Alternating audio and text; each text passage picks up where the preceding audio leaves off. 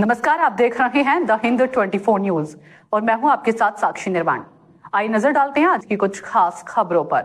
मालदा जिले के इंग्लिश बाजार विकास खंड के मिल्की ग्राम पंचायत अंतर्गत आठगामा गांव के निवासियों के लिए लगभग 10 सालों से चली आ रही जल समस्या का समाधान आखिरकार सामने आया।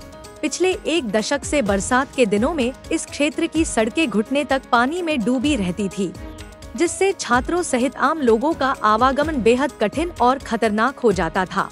स्थानीय जनप्रतिनिधियों के माध्यम से जब ग्रामीणों की यह गंभीर समस्या मालदा जिला परिषद सदस्य मो0 जुएल रहमान सिद्दीकी के पास पहुंची, तो उनकी लगातार कोशिश और विशेष पहल से आखिरकार बहुप्रतीक्षित सीसी नाली निर्माण परियोजना की शुरुआत हो पाई।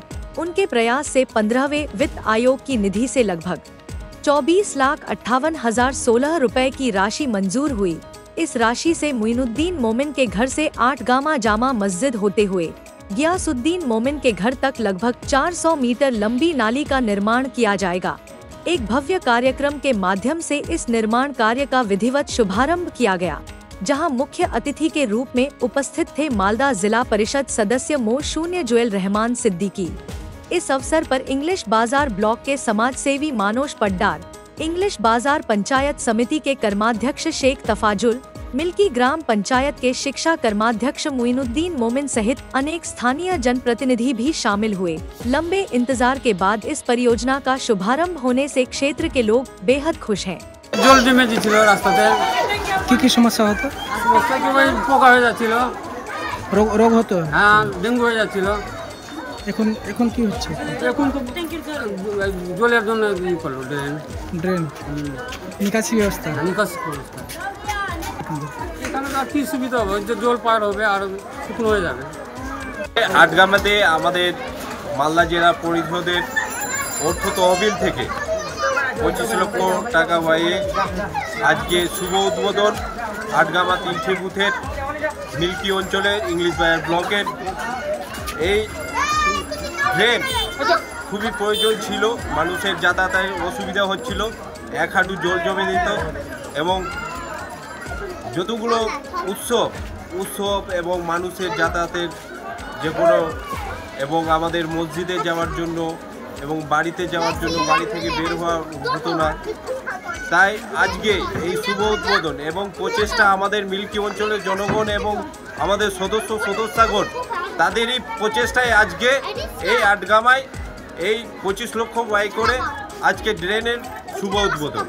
এটা 358 মিটার, এটা 400 প্রায় 400 কাছাকাছি। মানুষের যাতায়াত হতো না। আটগামা এসেছেন মানে কি কর্মসূচি ছিল আপনাদের? মূলত আজকে মালদা জেলা পরিষদের তহবিল থেকে আজকে মিল্কি অঞ্চলের আটগামা 3টি বুথের নিকাশি ব্যবস্থা খুব অচল ছিল।